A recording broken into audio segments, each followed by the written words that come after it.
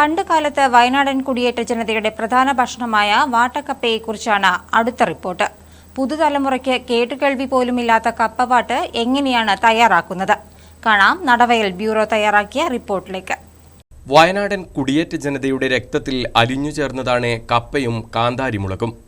വയനാട്ടിലേക്ക് കുടിയേറി വന്ന ജനങ്ങൾ കാട് വെട്ടിത്തെളിച്ച് ആദ്യമായി കൃഷി ചെയ്തത് കപ്പയാണ്. ഭക്ഷണത്തിന്റെ ഏറിയ പങ്കും വാട്ടി സൂക്ഷിച്ച വാട്ടുകപ്പയായിരുന്നു. പഴയകാലത്തെ കപ്പ വാട്ടുന്നത് ഒരു ഉത്സവ പ്രതീതി ജനിപ്പിക്കുന്ന കാഴ്ചയായിരുന്നു. പുലർച്ചെ 5 മണിക്ക് പുരുഷന്മാർ ചേർന്ന് കപ്പ പറിക്കാൻ തുടങ്ങും.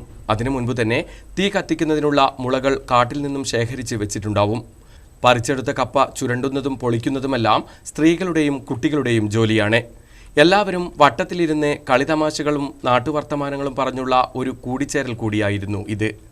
അങ്ങനെ എല്ലാവരും കൂടി അങ്ങോട്ടും ഇങ്ങോട്ടും കൂടി പാട്ടും പാടി വർത്താനമൊക്കെ പറഞ്ഞ് എല്ലാം കപ്പ ചുരണ്ടലും വാട്ടലും നല്ല രസമായിരുന്നു. എന്തൊക്കെ പറഞ്ഞാലും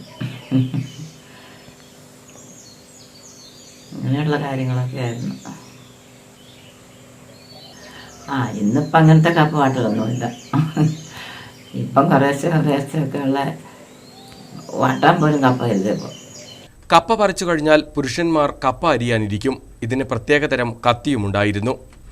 പെട്രോൾ മാക്സിന്റെ വെളിച്ചത്തിൽ വട്ടത്തിലിരുന്നുള്ള കപ്പ അരിയുന്നതും ഇടയ്ക്കുള്ള കളിതമാശകളും നാടൻ വർത്തമാനങ്ങളും ഒക്കെ തന്നെയാണ് ഇതിൻ്റെയും പ്രധാന ആകർഷണം.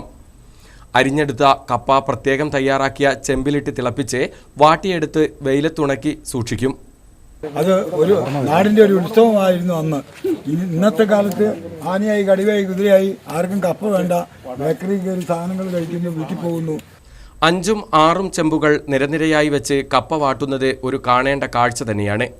മഴക്കാലത്ത് വയലിൽ പണിയെടുക്കുമ്പോൾ വാട്ടുകപ്പ പുഴുങ്ങിയതും മീൻകറിയും ഒഴിച്ചുകൂടാൻ പറ്റാത്ത ഒരു പ്രധാന വിഭവമായിരുന്നു. പുതുതലമുറയ്ക്ക് ഇത് അന്യമായ കാഴ്ച കൂടിയാണ്. News bureau, Nadavayal.